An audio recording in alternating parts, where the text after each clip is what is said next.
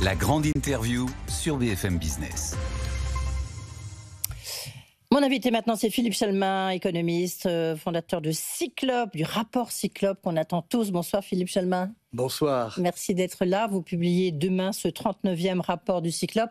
Très attendu parce qu'on va le rappeler, c'est l'évolution des marchés mondiaux, notamment des matières premières, des matériaux rares. Et là, on est dans un contexte tellement particulier qu'en fait, on voit bien que cette guerre commerciale, elle bouscule tout, et puis cette guerre tout court, parce que le point de départ, c'est aussi la guerre en Ukraine, avec tout ce que ça a entraîné comme tension sur le plan énergétique. Qu'est-ce qu'il faut retenir, peut-être, les enseignements principaux de ce rapport ? Bien écoutez, ce qu'on peut retenir, c'est qu'au fond, s'il n'y avait eu que la guerre, les marchés s'en sortaient pas mal.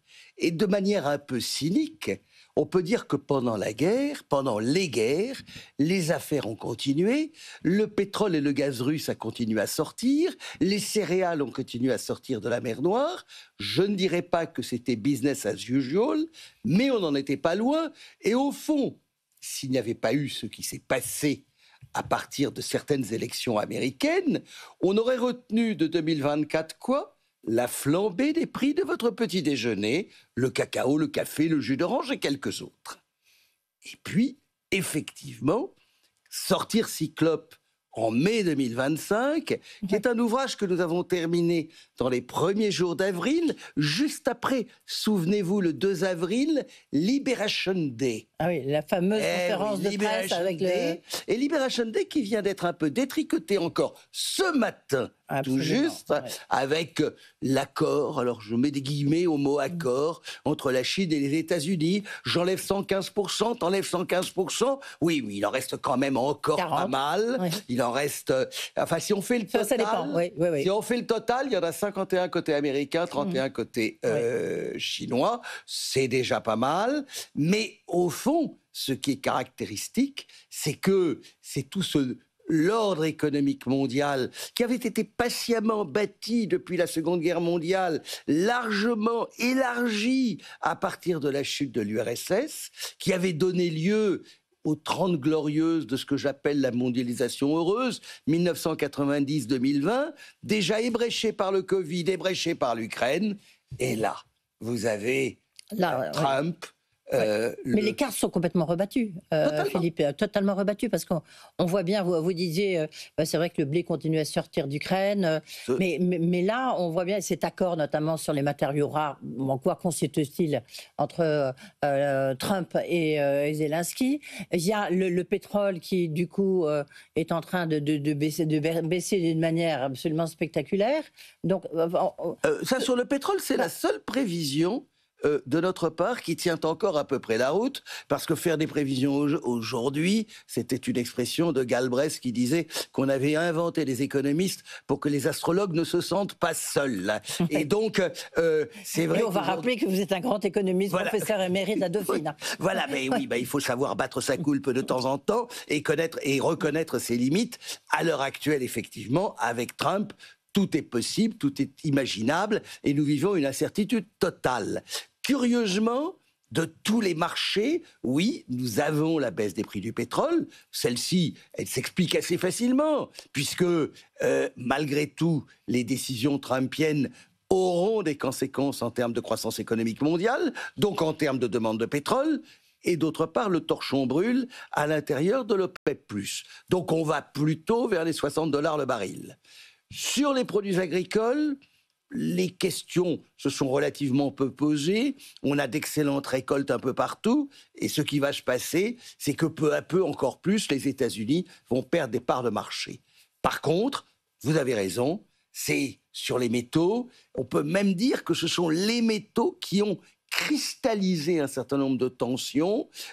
Trump, comme beaucoup de nos politiques, confondant ce qui est rare, les terres rares avec les matériaux, les matériels. Voilà, je mets tout, mais prenons conscience, et ça, c'est quand même une chose relativement logique, prenant conscience de l'extrême dépendance de l'Occident vis-à-vis de la Chine dans la métallurgie de tous ces métaux qui sont effectivement devenus stratégiques. Si on essaie de faire rapidement, parce qu'évidemment ça peut changer demain matin, mais enfin bon, quand même, les gagnants et les perdants de cette guerre commerciale, est-ce qu'on ne peut pas dire que c'est la Chine? Parce que la Chine, elle contrôle justement tous ces matériaux dont a besoin Apple, dont a besoin les États-Unis, l'Europe, enfin tout le monde. Ah mais attendez, la Chine profite d'une sorte de négligence de l'Occident qui souvent, Oui. pour des raisons environnementales, parce que ce n'était pas considéré aussi comme des produits aussi stratégiques que cela, des pays qui ont abandonné toute leur métallurgie, effectivement, souvent assez polluante. Alors, La France... La première, nous avons été, il y a une quarantaine d'années, la France était le leader mondial des terres rares. On a préféré, je dirais, délocaliser pour des raisons environnementales. Oui, parce que toutes les ces carrières activités. sont polluantes. Donc, Alors, les mines sont polluantes, la métallurgie est polluante. Donc, mais pour répondre à votre question, il me semble que de tout ce que nous vivons aujourd'hui, le grand perdant, ce sont les États-Unis. Ce sont les États-Unis parce qu'ils ont prouvé qu'ils n'étaient plus un partenaire fiable. Le sous-titre de Cyclope cette année, c'est un vers de José María de Heredia, le piétinement sourd des légions en marche. Ces légions, c'était les légions romaines. Et les légions romaines allaient être battues par les éléphants d'Hannibal. Hannibal, il est plutôt du côté chinois aujourd'hui. Et les légions romaines, elles sont en train de se retirer lamentablement. La lecture que je fais... mais il y a un village gaulois, vous savez. Nous sommes le village gaulois, j'en conviens. Mais la lecture que je fais de ce matin, de cet accord annoncé entre les États-Unis et la Chine, dont nous n'avons pas encore toutes les petites lignes et ni tous les détails, c'est quand même une extraordinaire reculade des États-Unis. On passe Oui. on passe de 145 à 30. Hein. Non, on est d'accord, mais en même temps, vous savez, c'est le côté on tape très fort et il en reste toujours quelque chose. Oui, mais là, il avait tapé tellement fort que c'était pas crédible quelque part. Je relisais encore un certain nombre de vos confrères écrivant simplement hier et disant Trump a dit 80%, l'objectif des négociateurs c'est de rester à 60%. Ouais. On est tombé à 30%. Quand même, ça n'est pas beaucoup. C'est vraiment une reculade et de toute manière, c'est la preuve que avec une administration qui peut dire tout aujourd'hui et son contraire demain, elle n'est plus un partenaire fiable.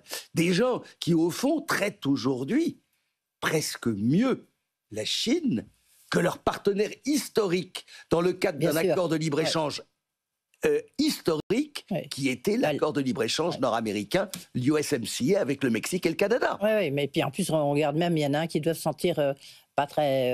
doit l'avoir un petit peu en travers de la gorge, c'est les Britanniques, parce qu'eux, ils ont signé un accord, mais qui est plutôt perdant pour eux. Alors peut-être que si ils avaient attendu, ils auraient pu peut-être négocier. Oui, mais ça, les Britanniques ont une vieille habitude de trahir leurs ennemis les meilleurs. Et là, ils ont quand même montré, je dirais que chez ce monsieur Starmer, il y a quelques racines de Chamberlain, beaucoup plus que de Churchill. Il y a pour la Russie, comment est-ce que vous voyez justement, parce que la Russie, elle a perdu beaucoup sur le plan énergétique, et puis en même temps, elle a aussi gagné de nouveaux marchés, notamment en Chine. Donc comment est-ce que, s'il faut regarder la Russie aujourd'hui, on se dit qu'elle est dans un état critique ou pas? Écoutez, la Russie a fait des preuves de résilience quand même assez remarquables. Ils ont continué à exporter, je dirais sans grand problème, leur pétrole. Et à la limite, la baisse des prix du pétrole les touche beaucoup moins que les autres, puisque nous sommes tombés pratiquement en dessous de la barre des $60 le baril, qui était le plafond qui avait été mis en place par l'OTAN. Donc en toute logique aujourd'hui, la Russie peut exporter pratiquement librement son pétrole. Elle a perdu le marché du gaz naturel sur l'Europe, ça c'est vrai. Maintenant, elle continue à exporter du gaz naturel liquéfié, elle continue à exporter du gaz vers la Chine par un certain nombre de tuyaux. Donc, quelque part, la Russie, me semble-t-il, n'est pas à genoux comme on aurait pu l'imaginer. Quelques oligarques le sont peut-être, mais c'est relativement secondaire. Il sera intéressant de voir ce qui va sortir éventuellement des négociations directes entre Zelensky et Poutine à Istanbul. Oui, bien sûr. Et voir peut-être Trump, qui a peut-être dit qu'il s'inviterait à cette réunion. Enfin, la crédibilité américaine, là encore, est largement remise en cause. Vous avez raison, en tout cas, la parole. Philippe Chalmin, est-ce qu'il y a un pays, un continent dont on ne parle absolument pas, on a l'impression qu'il est passé complètement à la trappe, c'est l'Afrique.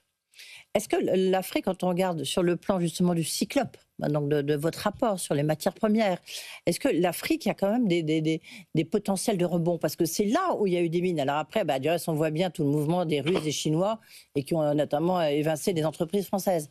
Mais est-ce qu'il y a une capacité de rebond? Alors, vous avez dit l'Afrique a des ressources. Oui.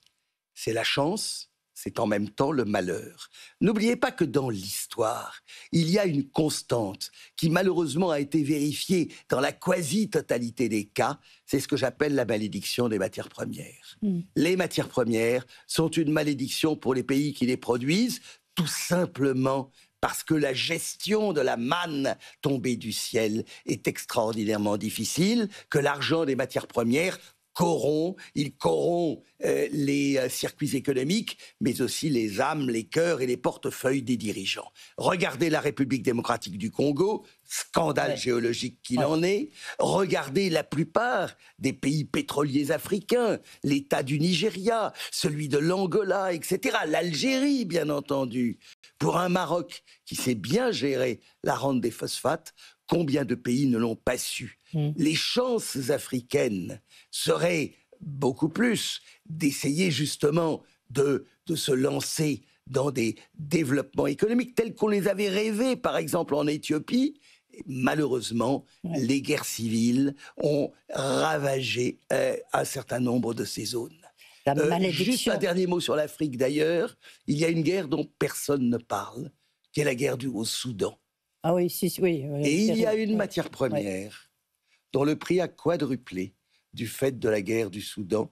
Vous en utilisez, sans le savoir, presque tous les jours, puisqu'elle sert notamment... gomme arabica. Comment? La gomme arabica. Bonne réponse. La gomme arabique qui est utilisée notamment dans les boissons gazeuses et qui est devenue malheureusement un moyen de financer les factions les unes contre les autres. Merci beaucoup Philippe Chalmin, la malédiction des matières premières. En tous les cas, le Cyclope, merci d'être venu présenter les grandes conclusions de ce rapport. C'est demain que vous allez tout nous délivrer, mais merci de nous avoir délivré ça en exclusivité. Tout de suite, vous retrouvez les experts, Guillaume Paul. La grande interview sur BFM Business.